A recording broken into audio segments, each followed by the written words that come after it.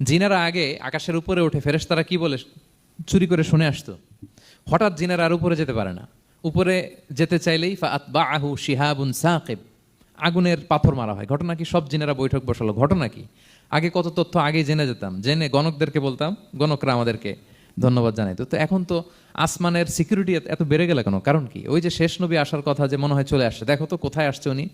খুঁজতে খুঁজতে খুঁজতে একদল ওই দিন ফজরের সময় আল্লাহর হাবিব সাল্লাল্লাহু আলাইহি ওয়াসাল্লাম রক্তাক্ত হয়ে ফজরের সালাত যখন পড়তেছেন, ওই কোরআন তেলাওয়াত শুনে তারা এলাকায় যেয়ে বলল যে ইন্না সামি'না কুরআনান আজাবা, এক আজীব কোরআন শুনে আসছি, ইয়াহদি ইলা রুশদি, এই কোরআন মানুষকে হেদায়েতের পথে নিয়ে যায়। ফাআমান্না বি, আমরা ঈমান এনে ফেললাম। সুবহানাল্লাহ পড়েন। তো রাসূল সাল্লাল্লাহু আলাইহি ওয়াসাল্লাম তো এটা জানেন না। আল্লাহ তাআলা জিবরাইল মারফত জানালেন যে হে নবী, আপনি এসেছিলেন ম্যানকাইন্ডকে দাওয়াত দিতে।